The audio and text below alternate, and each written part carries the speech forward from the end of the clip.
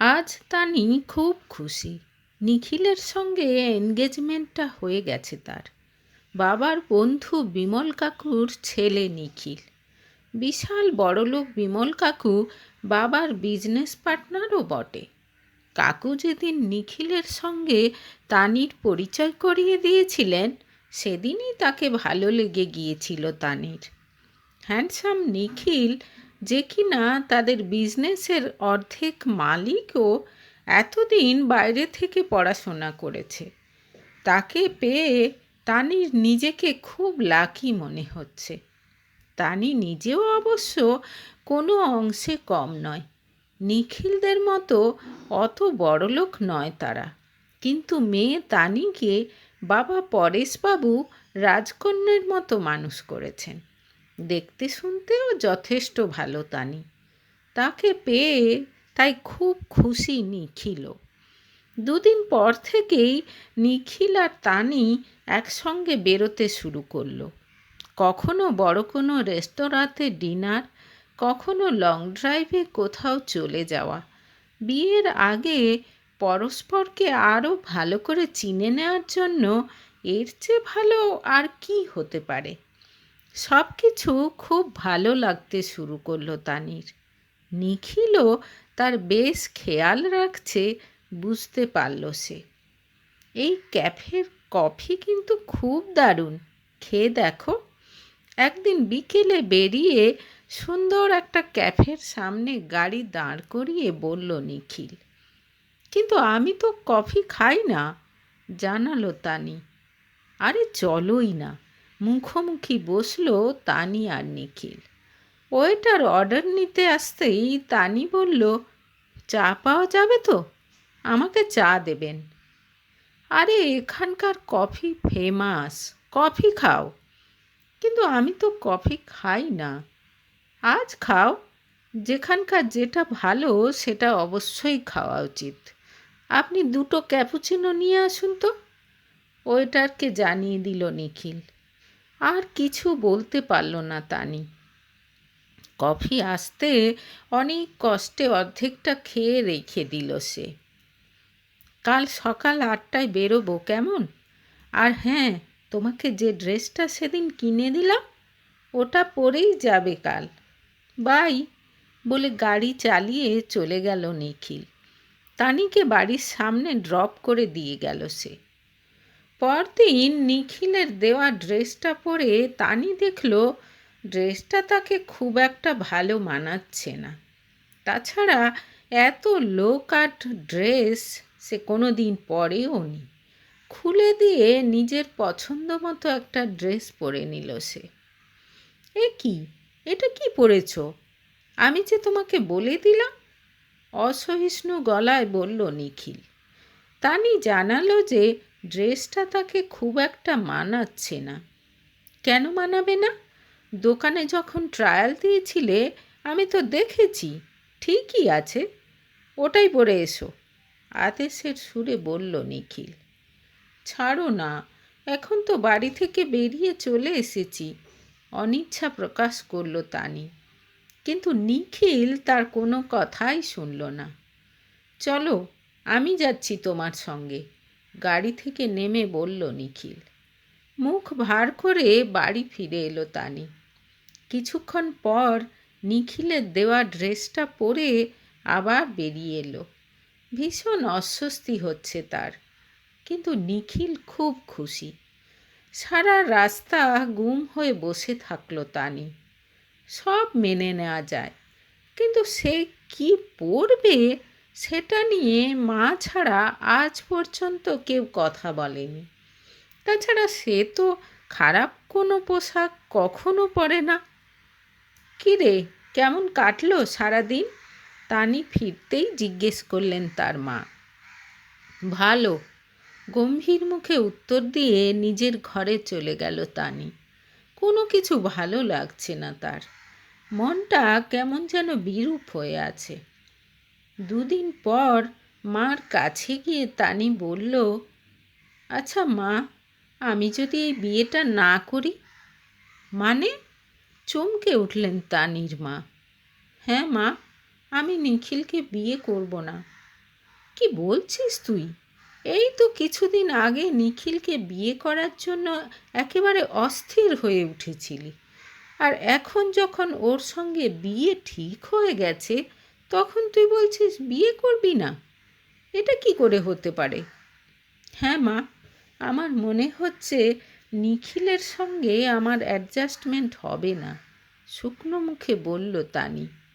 তবে মেয়ে যাই বলুক, তানির মা কিন্তু ব্যাপারটায় বিশেষ পাত্তা দিলেন না। নির্বিকার মুখে নিজের কাজ করতে লাগলেন। আজকালকার ছেলেমেয়েরা বড় বেশি অধৈর্য, মনে মনে ভাবলেন তিনি।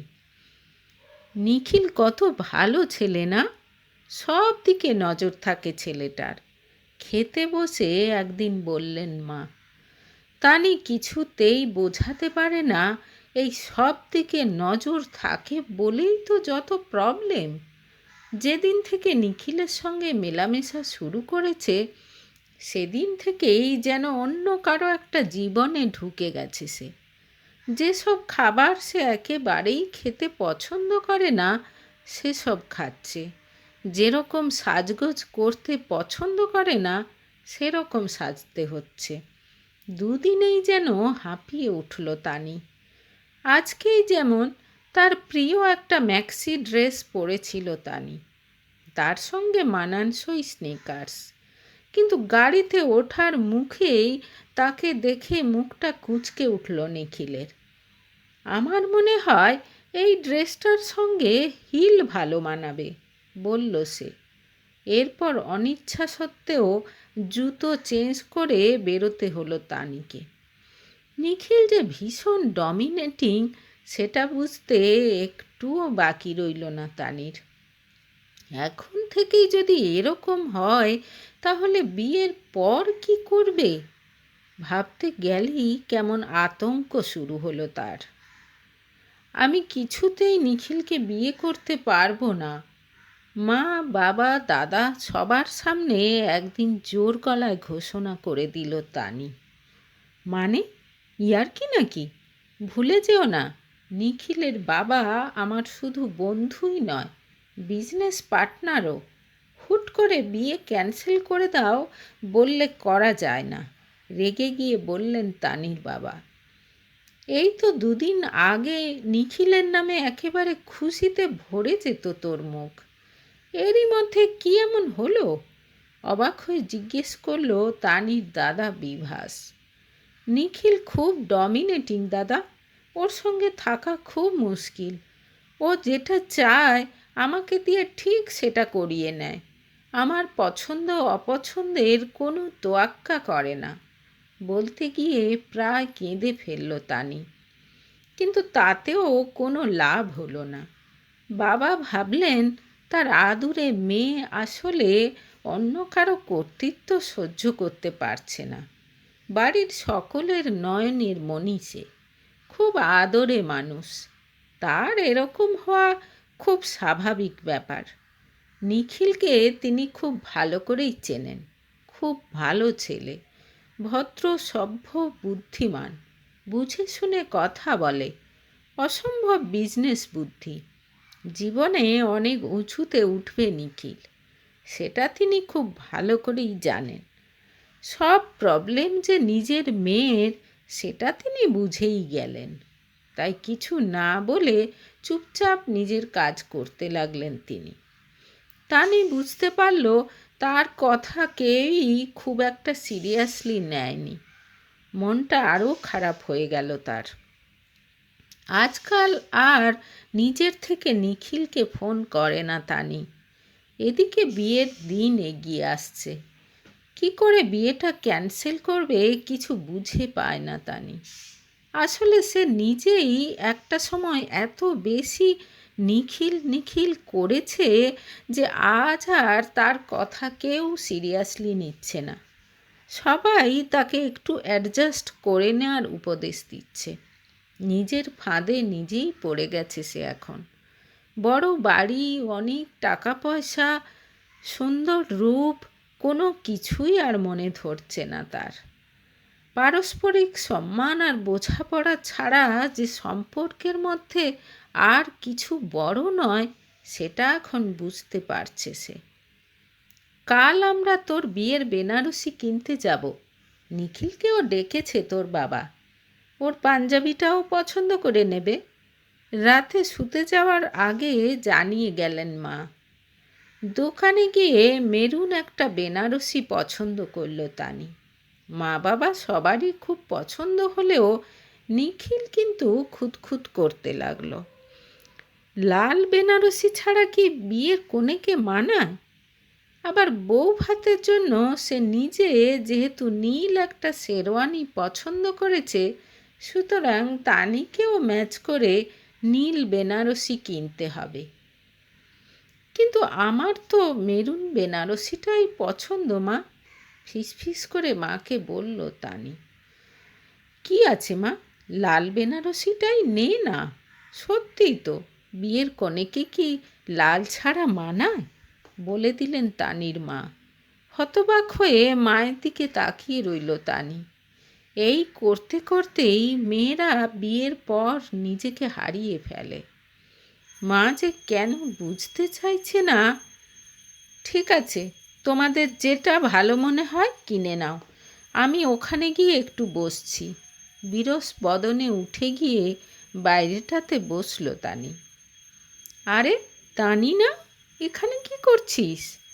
পরিচিত গলা শুনে পেছন ফিরে তানি দেখল রাজীব দাঁড়িয়ে। রাজীব আর সে এক সময় একসঙ্গে টিউশন পড়ত। সেই সময় খুব ভালো বন্ধুত্ব ছিল তাদের। হাসি মুখে রাজীবের সঙ্গে কথা বলা শুরু করে দিল তানি। কি ব্যাপার, এখানে কি করছো? কে? একেবারে তানির পাশে এসে জিজ্ঞেস করল নিখিল। এ আমার বন্ধু রাজীব, হাসি মুখে জানালো তানি। ও, আমি নিখিল, তানির উডবি হাজব্যান্ড। রাজীবের দিকে হাত বাড়িয়ে নিজেই বলে দিল নিখিল। তারপরই তানিকে এক প্রকার টানতে টানতেই সেখান থেকে নিয়ে চলে এলো। দুদিন হয়ে গেল নিখিলকে একবারও ফোন করেনি তানি। আর তানির ফোন না পেয়ে ভেতরে ভেতরে ক্ষেপে উঠেছে নিখিল। নিজেই তানিকে ফোন করলো সে, কিন্তু ফোন ওঠালো না তানি। রেগে আগুন হয়ে তার বাড়ি চলে এলো নিখিল। কেমন আছেন আন্টি? তানি কেমন আছে? ফোন ধরছে না, তাই চিন্তা হচ্ছিল। তানির মার সামনে যতটা সম্ভব ভদ্রভাবে কথা বলল নিখিল। আমি ভালো আছি, তানি ওর ঘরেই আছে, চলে যাও, হেসে বললেন তানির মা। ছেলেটা কত ভালো, কত কেয়ারিং। ফোন না পেয়ে একেবারে বাড়িতে ছুটে এসেছে। আর মেয়েটার মাথায় যে কি ভূত চেপেছে কে জানে। এরকম একটা হীরের টুকরো ছেলেকে বিয়ে করতে চাইছে না, মনে মনে ভাবলেন তিনি। এদিকে তানির রুমে ঢুকেই চোটপাট শুরু করে দিল নিখিল। কি ব্যাপার, ফোন ধরছ না কেন? এমনি, ইচ্ছে করছিল না, যেন কিছুই হয়নি এরকমভাবে বলল তানি।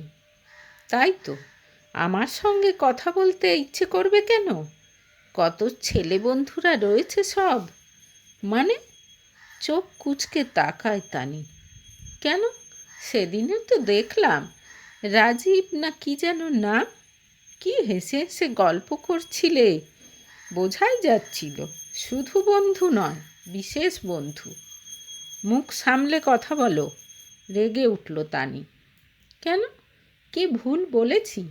ওই রাজীবের সঙ্গে তোমার কোনো চক্কর ছিল না এক সময়?